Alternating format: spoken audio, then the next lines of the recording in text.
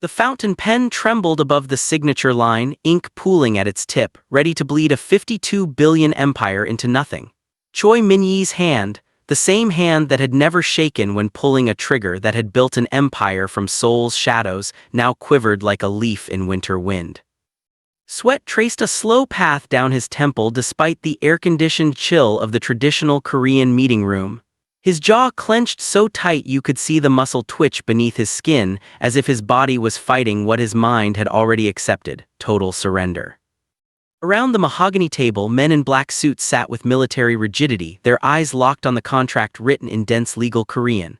The document lay there like a death sentence awaiting its final seal. The weight of hierarchy hung in the air, thick, suffocating, absolute. In Korea, when a man like Choi Min-yi signs, empires shift. When he falls, the underworld trembles. Park Sang-woo watched from across the table, victory already gleaming in his eyes. 72 hours, that's all the time Min-yi had left. Sign now or lose everything tomorrow.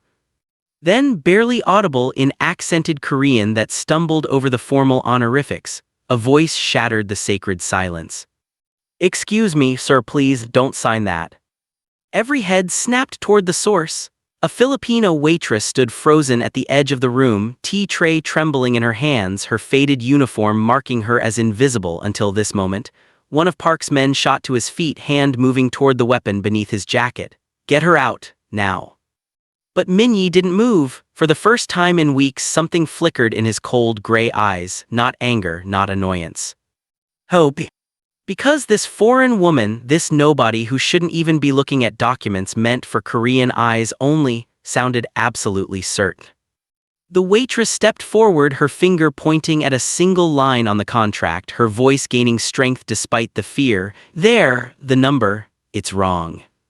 One number, one fatal error, 21 billion that could mean the difference between empire and ashes." Before we discover how a Filipino waitress speaking broken Korean saved a mafia empire, tell me, where are you watching from right now? If you believe in stories where courage speaks in any language, where the powerless find their voice, and where one moment of bravery can shatter every barrier, hit that subscribe button. Drop a like, because what you're about to witness proves that the most unlikely heroes can change everything. This is a story about a woman who was invisible until she chose to be seen. About an empire built on silence that was saved by someone brave enough to speak. About courage that transcends borders, love that bridges cultures, and the truth that small voices, even in broken words, even in accented Korean, even from the most unexpected places, can shake the powerful to their core. The pen clattered onto the mahogany table. Min-yi's hand lifted from the contract as if the paper had suddenly caught fire. His voice cut through the room like a blade. "Park Jun-woo, check it, now." His financial advisor, a skeletal man in wire-rimmed glasses who'd served the Choi family for 15 years, went pale. "I've already reviewed every." "Check it again." Park Sang-woo rose from his chair, face darkening. "This is insulting. You're stalling with some waitress who can barely speak Korean." "Then it should take 30 seconds to prove her wrong." Min-yi's eyes never left the document. "Unless you're afraid of what he'll find." The silence stretched like a wire about to snap. Jun-woo's trembling fingers traced the columns, his lips moving soundlessly as he calculated. Then his face drained completely white. The folder slipped from his hands, papers scattering across the polished floor. "She's right," he whispered in Korean, then louder, as if he couldn't believe his own words. "The consolidated debt from the Busan port acquisition, it lists won 52 billion, but according to the original transfer agreement, only 60% was allocated to us. The actual figure should be 31 billion. There's won 21 billion added that doesn't exist." The room exploded. Park Sang-woo's men surged to their feet, shouting in rapid Korean. Accusations flew like bullets. Park himself slammed both hands on the table, veins bulging in his neck. 72 hours, Choi, 72 hours to pay what you owe or sign everything over. I don't care if you send the Pope himself to recount, the debt stands. He stormed toward the door, his entourage following like a dark tide. Before leaving, he turned back, his smile cold as winter. "And when you're finished playing detective, you'll realize you're just delaying the inevitable." The door slammed, the silence that followed felt heavier than the shouting. Min-yi stood motionless, staring at the papers scattered on the floor, won 21 billion that could have buried him. Then his gaze shifted to the corner where the waitress still stood, tea tray clutched to her chest like a shield. "Li Donghayan," he said quietly, "bring her to the private room, alone."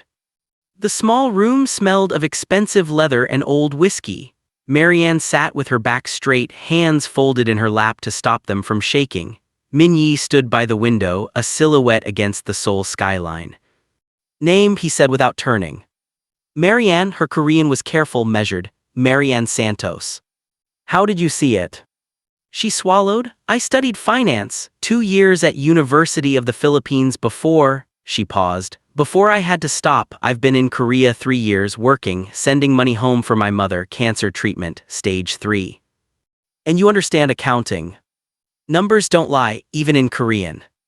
He turned then, studying her with eyes that missed nothing. "Someone on my team put that error there deliberately. Someone I trust is trying to destroy me." His voice dropped lower. "Find them, I'll pay for your mother's treatment, all of it, 250 million.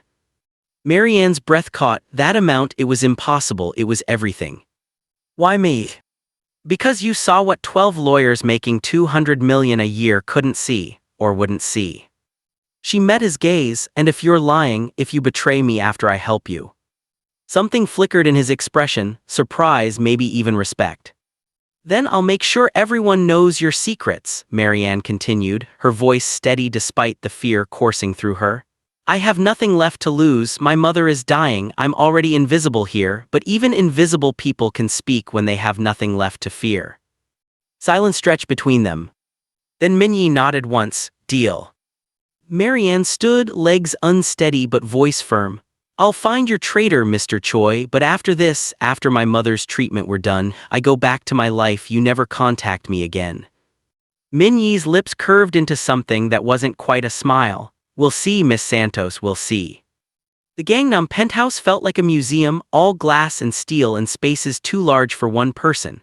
Marianne stood in the guest room Minyi had assigned her, staring at the bed that could fit her entire family back in Manila. Through floor-to-ceiling windows, Seoul glittered below like a city made of stars she'd never be allowed to touch. Lee Dong-hyun watched her from the doorway, arms crossed. Minyi's security chief had the build of a boxer and eyes that tracked her every movement. "Don't touch anything you don't need to," he said in clipped Korean. "Don't talk to the staff, and don't think that just because the boss is desperate we trust you." Marianne turned to face him. "I don't need you to trust me, I need you to stay out of my way." Something flickered in his expression, surprise, maybe grudging respect. Then he left without another word. The files arrived an hour later, 4 years of financial records stacked in boxes that filled the dining table. Marianne pulled out the first folder, her hands steady despite her racing heart. Numbers in Korean, legal terminology she had to look up, transaction codes that meant nothing until she cross-referenced them 3 times. The first night, she found nothing but legitimate expenses and standard operations. The second night, her eyes burned red from the laptop screen, empty coffee cups forming a small graveyard beside her. Her translation app had crashed twice. Her notes covered every surface, a chaos of Korean characters and English annotations that only she could decode. Then she saw it. A payment, 850 million listed as port equipment maintenance fees. 3 months later, another, 620 million for special transportation costs. 3 months after that, 1.1 billion labeled legal consulting fees. Different names, different categories, but always the same interval, always the same digital signature approving the transfers. Kim Tae-young, Minyi's second in command. The man who'd stood behind him during the meeting, loyal as a shadow. Marianne's pulse hammered as she followed the trail deeper. The payments didn't stop at Korean banks, they passed through a maze of accounts before landing in Singapore, a shell company called Biko Holdings. She searched the registration. The connection was buried 6 layers deep, but it was there. Park Sang-woo's financial network. Her fingers flew across the keyboard, pulling up communication records Minyi had given her access to, encrypted Kakao messages between Tae-young and an unlisted number. She fed them through translation software line by painstaking line, her stomach turning as the picture became clear. The boss suspects nothing. Transfer confirmed, same account. When he signs, we split at 40-60 as agreed. 4 years, 21 billion. all flowing from Minyi's empire straight into his enemy's hands. And the man approving every transaction was the one Minyi called brother. Marianne sat back, the evidence spread before her like pieces of a bomb she'd just assembled. Outside, Seoul was waking up, dawn painting the sky in shades of pink and gold. She'd found the traitor. Now she had to tell Minyi that the man he trusted most had been destroying him all along. "I need to go back to Itaewon," Marianne said, standing in Minyi's office doorway. "My mother's medical records, I left them in our room." Minyi looked up from the evidence she'd compiled, his expression unreadable. "Send someone." "They're hidden, only I know where." She met his gaze. "I'll be quick, 2 hours maximum." He studied her for a long moment, jaw tight. Finally he nodded. "Lee Donghyun goes with you." "No," her voice was firm. "If your enemies are watching, a bodyguard will draw attention. I've been invisible in that neighborhood for 3 years, let me stay invisible." Against every instinct, Minyi agreed. At 1 a.m., Itaewon pulsed with its usual chaotic energy, neon signs in a dozen languages, the smell of street food mixing with exhaust fumes, clusters of foreign workers heading home after late shifts. This was Marianne's world, where Korean wasn't mandatory, where being foreign didn't make you strange. She turned into the narrow alley leading to her building, keys already in hand. The first blow came from behind, a fist to her kidney that dropped her to her knees. Before she could scream, a hand clamped over her mouth, shoving her face first into the wet pavement. "Filipino bitch," a voice snarled in Korean. "Think you can stick your nose in Korean business?" 3 men, maybe 4. Marianne couldn't see through the pain exploding across her skull. A kick to her ribs, another, xenophobic slurs pouring over her like acid. "Does Choi know what you really are? A nobody, a foreign whore who cleans tables." She tried to fight, clawed at the hand holding her down, felt skin tear beneath her nails. Someone grabbed her hair, yanked her head back. Then the world exploded with gunfire. 2 shots, dry, final, like thunder cracking the night open.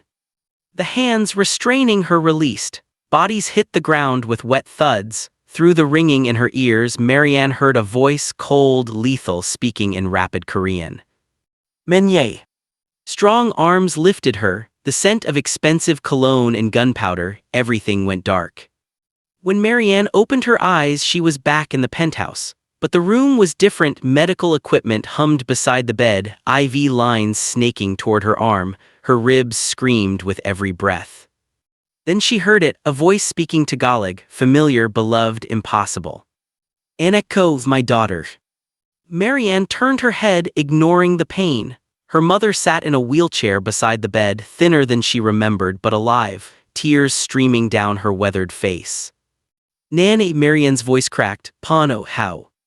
"I brought her." Minyi stood in the doorway, still in the same blood-spattered shirt from the alley. "Samsung Medical Center. Their oncology team started treatment an hour ago." Marianne stared at him, unable to process. Why? He stepped into the room, and for the first time she saw something raw beneath his controlled exterior. Exhaustion, maybe even fear. "From now on you both stay here," he said quietly. "No arguments, no going back to Itaewon." "Why?" Marianne repeated, her voice barely a whisper. Minyi looked at her, really looked at her, and the walls he'd built cracked just enough to let the truth through. "Because you're the only person in 12 years who told me the truth, even in broken Korean, even when it could have gotten you killed." He turned to leave, then paused at the door. "And I don't have many people like that left." 5 days passed in careful silence. Marianne's mother underwent her first round of chemotherapy while doctors moved through the penthouse like ghosts in white coats. The staff didn't know how to treat the foreign women, too polite to be rude, too uncomfortable to be warm. They left meals outside bedroom doors and cleaned when no one was watching. Marianne's ribs were healing, but sleep wouldn't come. At 2 a.m. she gave up, pulled on a cardigan and stepped onto the rooftop terrace, hoping the night air would quiet her racing mind. She wasn't alone. Minyi stood at the railing, a bottle of soju and a single shot glass beside him. He didn't turn when the door opened, as if he'd known she would come. "Can't sleep," he said in English, the words careful but clear. "Me neither," Marianne replied in Korean, then switched. "Your English is better than you pretend." Your Korean is better than you believe. He poured soju into the glass, offered it to her. In Korea, we share drinks. It means trust, trying to trust. She took the glass, drank. The alcohol burned down her throat, warm and sharp. She poured the next one, handed it to him. He smiled barely, but it was there. My father left when I was 7, Marianne said quietly, the words coming easier in the dark. Just disappeared one day. My mother worked 3 jobs. When she got sick, I came here. 3 years of being invisible, cleaning tables, sending money home, counting everyone. She paused. Until last week, I thought invisible was safer. Minyi was silent for a long moment. Then, my brother Minho, 9 years ago there was a fight, territory dispute. Someone shot him. His Korean slowed, weighted with grief. I never found who did it. I searched, spent millions, nothing. He drank, refilled. He was 22. I was supposed to protect him. Jeong, Marianne said softly, remembering the word from her Korean lessons. The bond that's deeper than love. Yes, Jeong, Minyi looked at her, surprise flickering in his eyes. You understand. I understand losing someone and not knowing how to stop searching. The Seoul skyline glittered before them, a city of millions where 2 people had somehow found each other in the margins. Marianne's next question came out in careful Korean. Are you afraid of me? Minyi turned to face her fully. In the ambient light from the city below, his expression was unguarded in a way she'd never seen. He answered quietly, at first yes, then his voice dropped lower, almost tender. Now, I'm afraid for you. The words hung between them, a confession and a warning. Why? Marianne whispered. Because once you're in this world it doesn't let you leave. He looked away, jaw tight. And because I haven't trusted anyone since Minho died, couldn't but you, he trailed off. But I what? Minyi met her gaze again and something had shifted. The wall between them, built from pain and cultural barriers and years of learned isolation, had cracked. He said softly, maybe now I do. Marianne understood what he couldn't say, maybe now I have someone to trust. They stood there, shoulders nearly touching, watching Seoul wake as dawn began to break at the horizon. Neither of them moved away. The folder felt heavier than it should.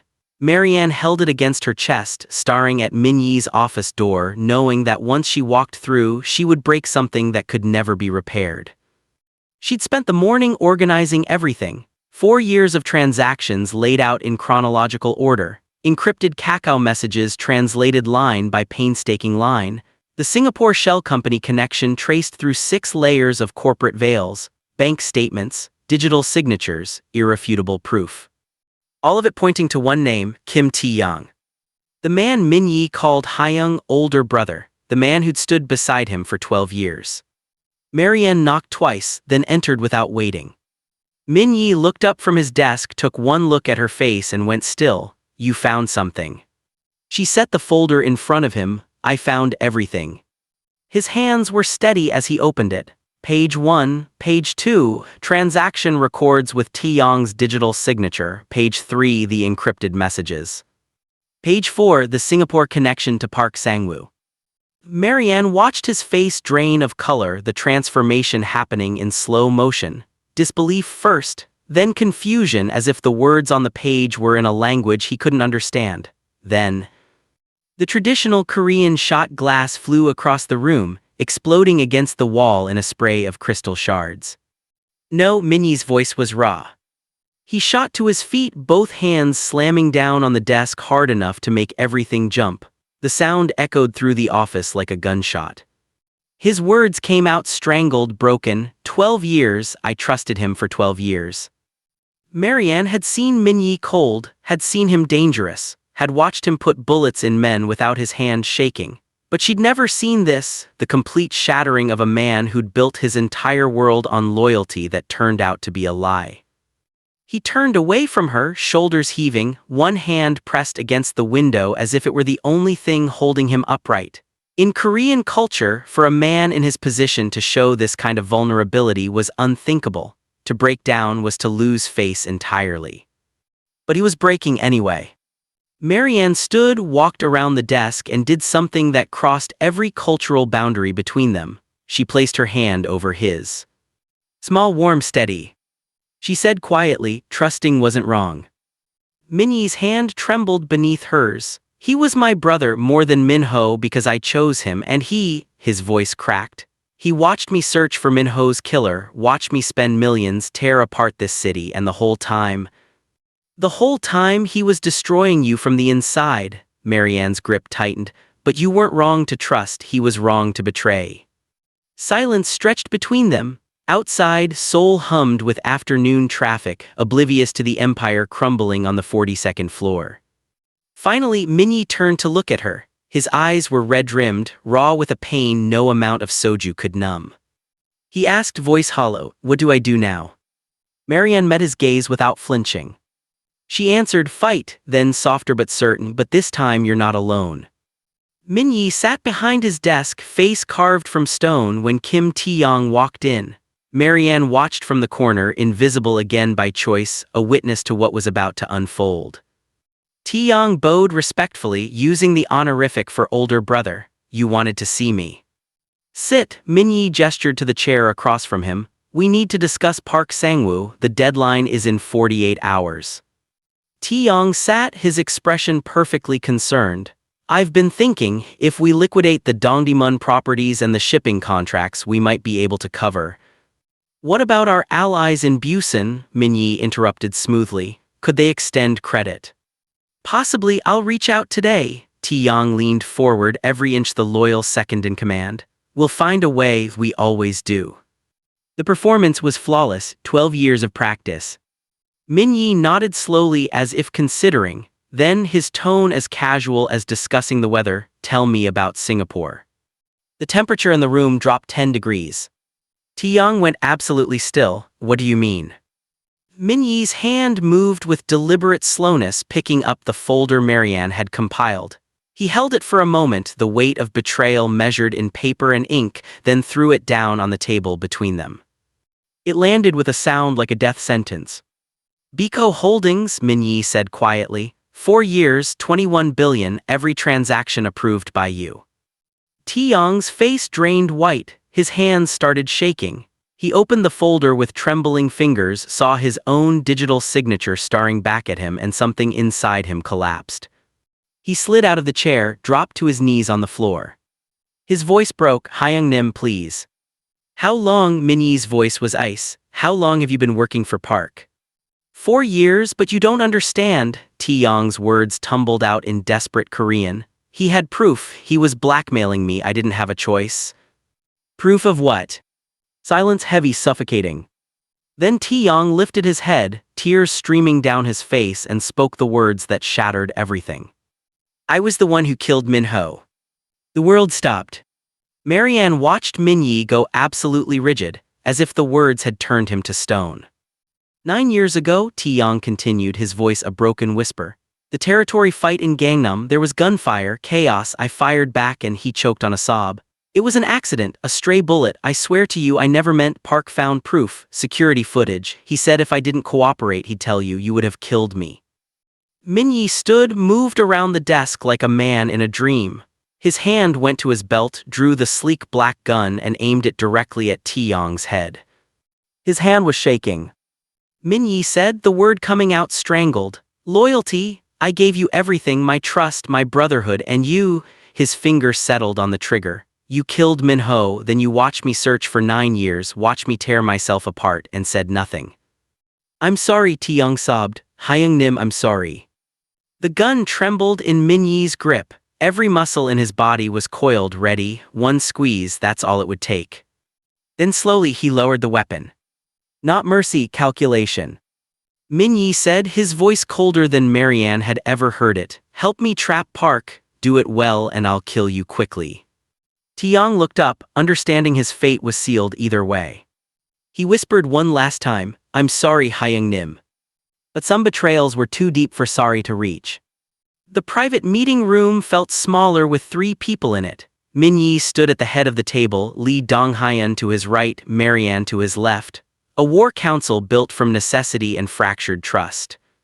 "Tae-yong contacts Park tonight," Min-yi said, his voice stripped of emotion. "Tells him I'm ready to sign, that I've accepted defeat." Lee nodded grimly. "Park will want to witness it personally, savor the victory." "And that's when we move." Min Yi's jaw tightened. But not alone, I'm trading everything to the prosecutors. Silence dropped like a stone. Lee said carefully, cooperating with the authorities, that's not how we. I don't need to kill Park, I need him in prison for the rest of his life. Min Yi's eyes were cold steel. Death is too quick, I want him to rot. Lee exhaled slowly, then nodded. I have a contact, Prosecutor Kang Min-soo. He's been building a case against Park for 3 years, never had enough evidence. Now he will. Min Yi turned to Marianne. Your financial records, the Kakao messages, everything, it's enough. More than enough, Marianne confirmed. But, she hesitated, will they accept testimony from a foreign worker, my visa status, my... The numbers don't lie, Lee interrupted, surprising her. And you have documentation that would take their forensic accountants months to compile. Kang will take it. Min Yi pulled out his phone, made the call. The conversation was brief, conducted in rapid Korean that Marianne struggled to follow. When he hung up, something in his expression had shifted. Tomorrow, 2 p.m., same meeting room. He looked at Marianne. Stay here tomorrow, your mother needs you. Marianne stood, meeting his gaze without flinching. She said firmly, I started this, I'll finish it. This isn't your war. You made it my war when you paid for my mother's treatment. Her voice was steady. When you saved my life in that alley, I see it through, we end this together. Min Yi stared at her for a long moment, then, almost imperceptibly, he nodded. At midnight, Marianne sat by her mother's bedside, watching her sleep peacefully for the first time in months. The treatment was working, color had returned to her cheeks, hope had returned to her breathing. A soft knock pulled Marianne from her thoughts. Min Yi stood in the doorway, still dressed despite the late hour. He didn't speak, didn't need to, the weight of tomorrow hung between them like a physical thing. Marianne stepped into the hallway, closing the door quietly behind her. You should sleep, she said in Korean. So should you. Neither of them moved. Min Yi struggled with something, words that Korean masculine pride wouldn't let him say, emotions that years of isolation had taught him to bury. Instead, he reached out and took her hand, held it tightly as if she were the only thing anchoring him to the world. His hands were warm, calloused, shaking slightly. Marianne stepped closer and placed her free hand against his chest, feeling his heart hammering beneath the expensive fabric of his shirt.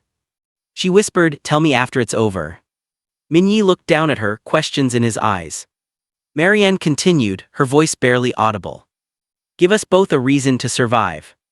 His hand tightened over hers, a promise that didn't need words, an understanding that transcended language. Tomorrow they would face an enemy who wanted Min Yi destroyed. Tomorrow everything could fall apart. But tonight they held on to each other in the darkness. And neither of them let go. The traditional Korean meeting room looked exactly as it had 10 days ago. Same mahogany table, same contract lying in wait, same fountain pen positioned precisely beside the signature line. But everything had changed. Min Yi sat with his shoulders slumped, the picture of defeat. Marianne stood in the corner again, invisible, holding a tea tray with hands that didn't shake despite her racing heart. Lee Dong-hyun was positioned outside. Prosecutor Kang and his team waited in adjacent rooms, poised like coiled springs. The door opened.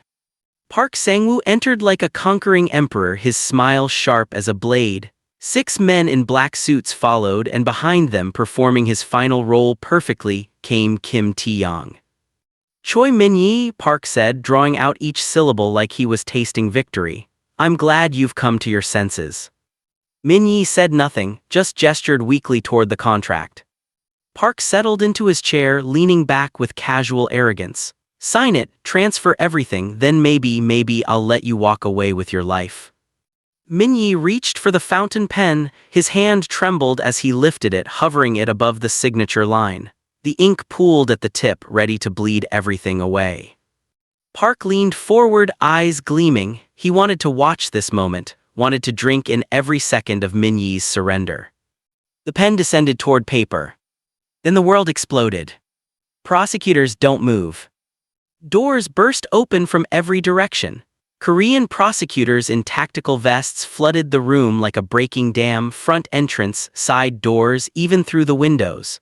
20 men, 30, weapons drawn, voices overlapping in shouted Korean commands. Park shot to his feet, face draining white. What is this? His men reached for their weapons but were instantly overwhelmed. Prosecutors swarmed them, forcing them to the ground, handcuffs snapping closed with metallic finality. Prosecutor Kang Min-soo stepped through the chaos, badge held high, his voice cutting through the pandemonium with legal precision. Park Sang-woo, you are arrested for organized crime, murder, extortion, money laundering. Park's roar of rage was cut short as prosecutors forced him to his knees. In the confusion, Tae-yong bolted for the side door. Min-yi was faster. He crossed the room in 3 strides, blocking the exit. The gun was already in his hand, aimed at the man who'd been his brother for 12 years. The man who'd killed Min-ho and let him suffer in ignorance for 9 years. Tae-yong stopped, hands raised, eyes wide with terror. Hyung-nim, please. This is for Min-ho, Min-yi said quietly. The single shot cracked through the chaos. Tae-yong's eyes widened in shock, then went blank. He crumpled to the floor, the life leaving him before he hit the ground. Prosecutor Kang glanced at the body, then at Min-yi. Some debts, his expression said, the law cannot collect.